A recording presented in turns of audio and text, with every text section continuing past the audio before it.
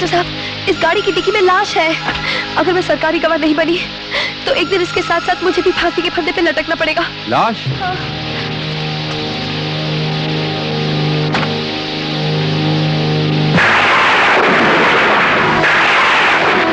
लड़के सच कह रही है, डिक्की में लाश है। पकड़ लो इसे, खुद ही भागने ना पाए।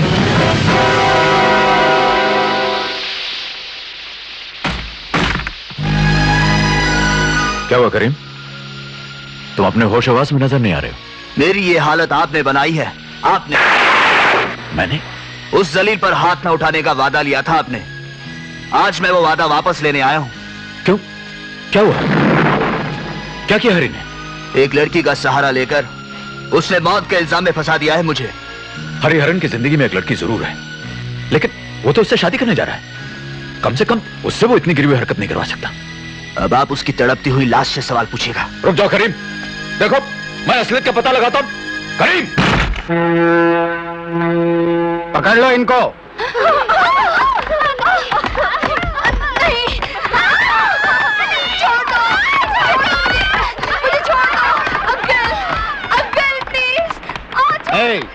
ठहरो, छोड़ दो उसको। देखा नहीं उसने हमें पुकारा है। अंकल, मैं बहुत छोटी हूँ, माँ बाप से जिद करके चली आई थी। मैं आपके हाथ जोड़ती हूँ, मुझे छोड़ दीजिए, वरना मैं क्या मुंह दिखाऊंगी? हमारी मोहर दिखाना। मोहर? मोहर, मोहर। मेरा जो भी माल भेजा जाता है ना, उस पर ये मोहर लगाई जाती है, ऐसे और ऐसे। अरे धीरे से छुआ ही है और तुम इतनी जोर से चिल्लाती हो। अभी तो तुम्हारे सारे बदन पर मोहर लगानी है, ऐसे। अंकल प्लीज, मुझे आपसे डर लगता है। नहीं। आंखें बंद कर लो। फिर मुझे करीब आकर मोहर पे मोहर लगाने दो। इस साल मेरी 15वीं सालगिरह पर मेरी मम्मी ने कान में कहा था। क्या कहा था? रो नहीं, बोलो बोलो, क्या कहा था, बोलो। मम्मी ने कहा था। हाँ बोलो।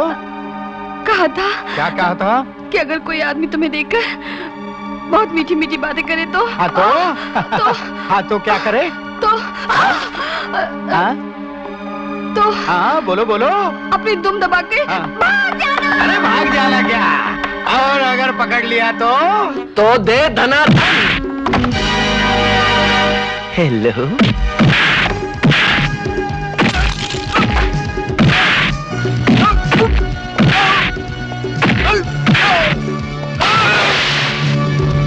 दे धनाधन। धनाधन से धनाधन, धनाधन से धनाधन, धनाधन से धनाधन, धनाधन से धनाधन, धनाधन से धनाधन, धनाधन से। चल जल्दी। धनाधन से धनाधन, धनाधन से धनाधन, धनाधन से धनाधन, धनाधन से। नो नो नो, नहीं नहीं नहीं, no no no no no.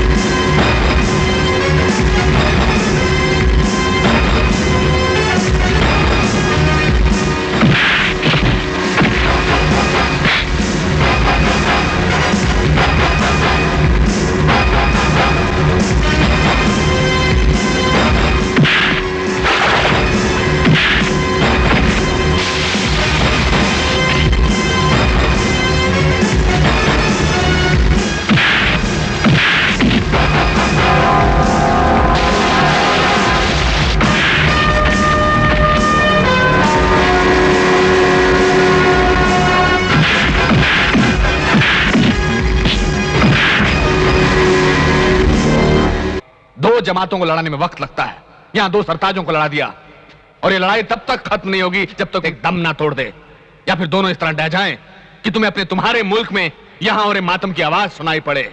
जमीन खा गई, आसमां कैसे कैसे।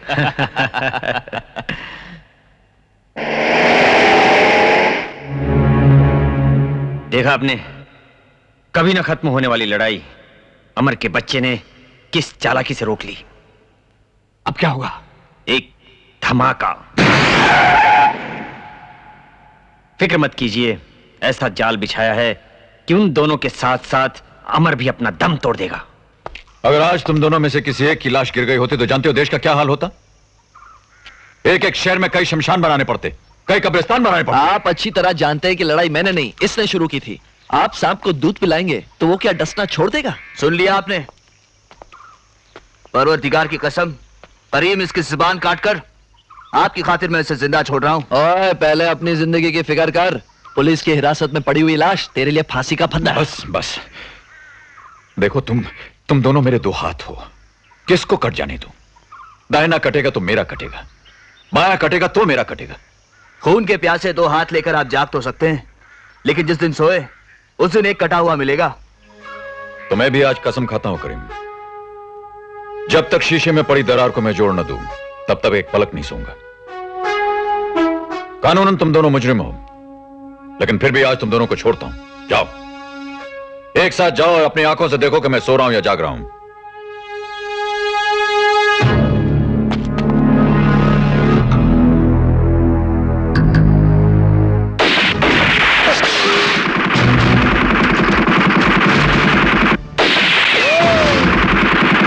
फरिश्ते के लिबास में खड़े हुए शैतान, अगर हम जाएंगे तो तुझे साथ लेकर जाएंगे।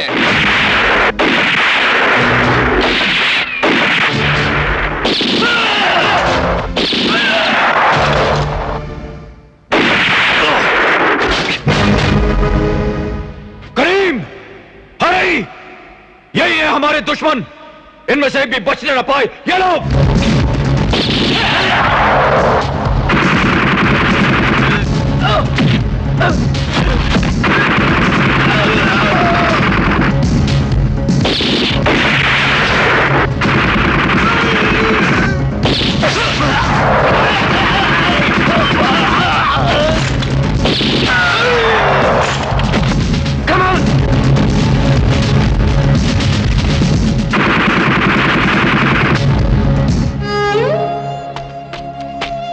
आप ठीक तो है ना बड़े भाई? मेरी फिक्र न करो करीम, सिपाही गोली ना खाए तो गोली देश को लग जाती है। करीम के जीते जी ऐसा कभी नहीं हो सकता। अब आपको जागते रहने की जरूरत नहीं, आप चैन से सो सकते हैं। देख हरी, देख, करीम ने एक बार फिर तेरी तरफ दोस्ती का हाथ बढ़ा है। हरी, आज से आपका एक हाथ जरूर बन गया बड़े भाई। वक्त आने पर कट तो सकता है, लेकिन आपके दूसरे हाथ से कभी नहीं मिल सकता।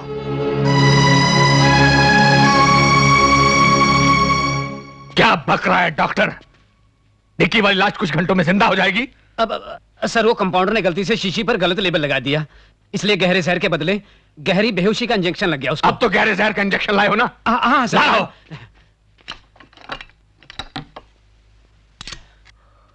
ये देखिए, ये लीजिए। दोबारा कभी ऐसी गलती मत करना, वरना हर जन्म में बेमौत मारे जाओगे।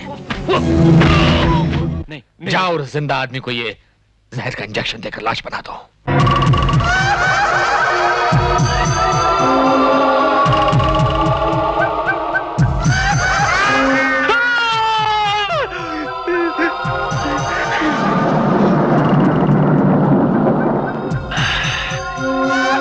अच्छे, बहुत अच्छे।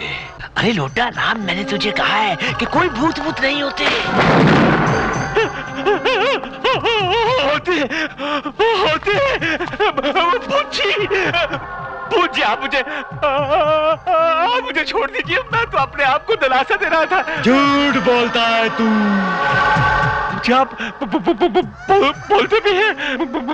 मुझे छोड़ दीजिए प्लीज, वरना मेरा हाथ फेल हो जाएगा, मैं इन्हीं लोगों के बीच में सुला दिया जाऊंगा। प्लीज, इतनी जल्दी तू नहीं मर सकता।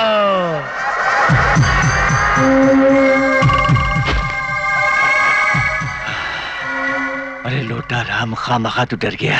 अरे तेरी मौत तो मगरमच्छ के बगैर हो ही नहीं सकती। कहाँ गई नंबर 30?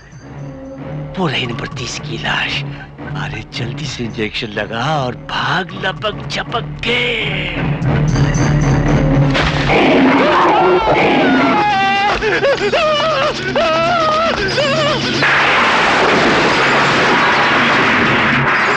मैं आपके हाथ जोड़ता हूँ, इस बार मुझे जाने दीजिए, वरना वो मुझे खा जाएगा। खाऊंगा तो तेरे को मैं। अरे मेरे को तू मेरे देवा ने बचाया। क्या देवा? वरना तुम लोग तो साला मेरे को मार ही दिया था। उधर क्या देखता है रे? इधर पिस्तौल। अरे मैं तेरे को धरला होता ना तभी निकाल लिया था। हाँ, अभी वो इंजेक्शन है ना, वो अपने निभा तो। मैं आ गया साहब। साहब मैं आलो। साहब मैं सोच समझ के पुलिस स्टेशन नहीं गया साहब, मैं सीधा तुमचा कड़ी आलो। कौन हो तुम? नहीं, अरे साहब मैं तुमचा हनुमान, रावणचा विभीषण और त्रिपाठी साहब चा जासूस, ऑल इन वन। पत्रकार त्रिपाठी के लिए क्या जासूसी करते हो? साहब मुझे मालूम है, मला माहित है कि गोगाचा बेटा कौन है। गोगा का बेटा? हाँ। कौन है वो? साहब वो साहब। अरे कौन है वो? कौन है वो? कौन है? बोलो।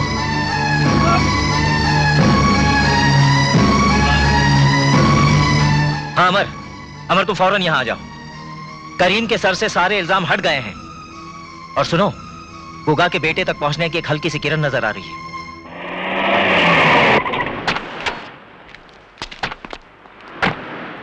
कौन बदतमीज हो तुम? तुम्हें यह भी नहीं मालूम कि ब्रिजभान के घर के अंदर हाथ बांधे और सर झुकाए आ जाता है? ड्यूटी पर आए पुलिस अफसर को इसकी जरूरत नहीं पड़ती। मैं आपकी बाहर खड़ी वैन की तलाशी लेने आया हूं। तुम काफी छोटे पुलिस ऑफिसर लगते हो, वरना तुम्हें यह बात यकीनन मालूम होती कि इस घर में बड़े से बड़ा पुलिस ऑफिसर सिर्फ बख्शीश मांगने आता है। इस छोटे पुलिस अफसर को यह बात तो यकीनन मालूम है कि जितना बड़ा चोर हो वो उतनी बड़ी रिश्वत देने की कोशिश करता है। मैं चाहूं तो अभी इसी वक्त तुम्हें हथकड़ी पहना सकता हूं। अपनी जान की खैरियत चाहते हो तो चुपचाप यहां से चले जाओ, वरना इतने बड़े घर में तुम आ तो गए हो, लेकिन यहां से बाहर जाने का रास्ता नहीं मिलेगा। मेरे शक को यकीन में न बदलो ब्रजभान, वरना इतनी बड़ी कोठरी में पहुंचा दूंगा कि तुझे तो खुद भी छोटा लगने लगेगा और तेरा ये बड़ा घर भी। लोहे के चने चबाओगे तो दांत टूट जाएंगे। मैं बचपन से ही लोहे के चने चबाता रहा हूं ब्रजभान।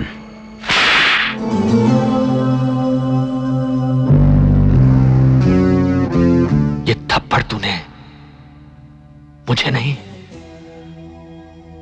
अपनी नौकरी के मुंह पर मारा है। अपने खानदान के एक एक आदमी की खुशियों पर मारा है, अपनी जिंदगी पर मारा है। 12 साल की उम्र से मैं अपने सर पर कफन बांधे घूम रहा हूं ब्रजभान। अब अगर एक लफ्ज भी बोले तो तुम्हारे हाथ में हथकड़ियां पहना दूंगा। चाबी।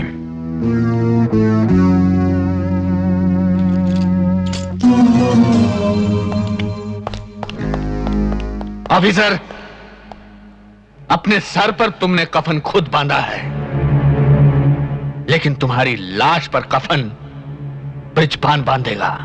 जिस शक का सबूत मैं ढूंढ रहा हूं वो अगर मुझे मिल गया ब्रिजभान, तो तुम्हारी नंगी लाश बगैर किसी कफन के सड़कों पर निकाली जाएगी।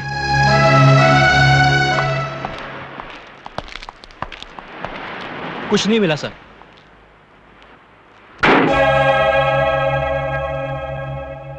हाँ जनरल, हाँ मैं ब्रिजभान बोल रहा हूं। बोलिए क्या बात है? बुरी खबर है ब्रिजभान, आपका हमारे साथ जो रिश्ता है उसकी किसी को खबर हो चुकी है। लेकिन बगैर सबूत के हमारा क्या बिगाड़ सकते हैं? सबूत उसे मिल चुका है। खैर, हमने सबूत देने वाले को तो खत्म कर दिया, लेकिन वो हिंदुस्तानी हमारे हाथ से बच निकला। उसका नाम, पता या पहचान? मशहूर एडिटर त्रिपाठी। अगर उसने हमारा राज छापने की जिद की तो कम से कम उस बेचारे की एक तस्वीर अखबार में जरूर छपवा देना।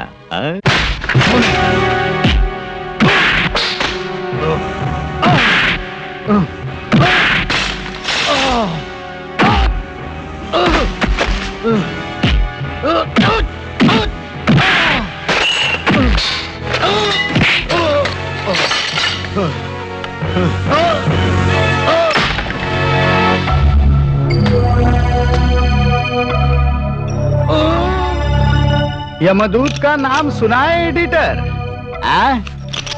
हमारी शक्ल देख लो, हम आ गए हैं। अरे अरे अरे यमदूतों के दूतों, ऊपर करो। इतनी आसान मौत मत मारो इसको। ओ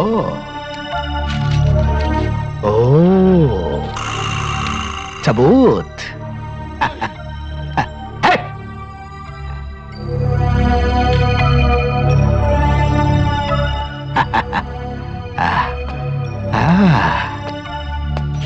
सबूत।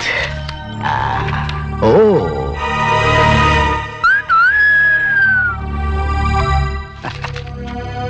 जब हम तुम जैसे को मारते हैं तब उनके इकट्ठे किए हुए सबूतों को उनकी आंखों के सामने जला देते हैं ताकि उनके दिल को तसल्ली हो जाए कि अगर हम देश के काम आ नहीं सके तो क्या हुआ, कम से कम हमारी मौत को तो देश याद रखेगा। मत चलाना, मत चलाना, छोड़ दो मुझे, छोड़ दो कमीने, नहीं, जो कमीने, मत चला इसको, मत चला। कहते हैं सांप को अगर मारना हो तो उसका सर कुचल डालो, क्योंकि मारने वाले की तस्वीर उसकी आंखों में छप जाती है। आ, आ, आ, आ, आ, आ,